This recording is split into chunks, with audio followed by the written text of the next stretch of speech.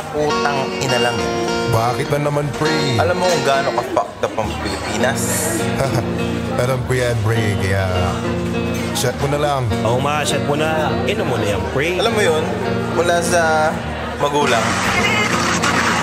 Anak, pinag-aral at pinagtapos ka namin para makapawi ka sa amin. Tapos hindi kaganti mo sa amin.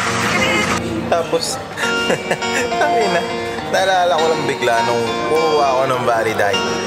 Kailangan ng valid ID para lang kumuha ng valid ID. Sir, para makuha mo yung ID, kailangan namin ng 2 valid IDs. Ha? Eh wala pa akong valid ID. Kaya nga ako kumuha ng valid ID sa inyo eh. Yun nga, sir. Eh, hindi mo makuha to hanggat wala kang valid ID. Diba? Sabi nga ni Juan Carlos, nakakaputang ina. Ay, siya. Inom mo na lang yan, pre. Oo, Wala na tayong magagawa dyan. Napapagod na ako sa ginagawa niyo. Paano ba naman kasi di ko na alam ang gagawin. Bawat galaw ko may mga problemang nadating. Hindi ko na to kaya, lahat na lang lagi mali. Hindi na kaya ng gamutan ko ang bawat api. Gusto ko lang naman masunod ang gusto ko. Ang hirap magpanggapikiin ang mga totoo. Ano kapag wala ka na, wala na rin sila. Hindi ka na din nila maiimbita, ha? Pagod na ako sa mga maling paratang nyo. Umay na din sa kababawan nyo. Nasusuka ko sa mga panghusga ninyo. Di nyo kaya magpalaman sa konsensya nyo. Naku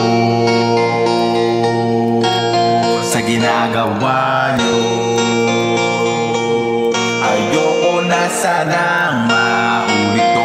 Kitang-kita mo at papaulti mo.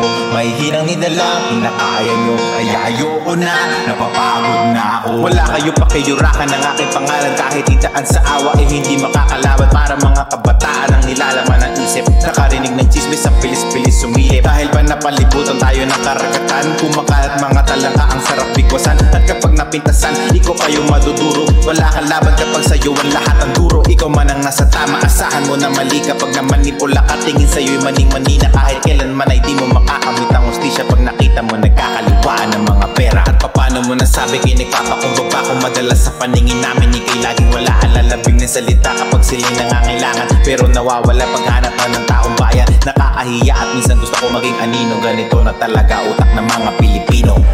Uy, gagi ba? Relasing na to si DBJD. Puta na tulog ka naman. Tara, buhatin na natin. Oo nga. Uy, naharap ko na ako sa awa niya. Gapo talaga. Uy, teka. Di mo tapos naman to.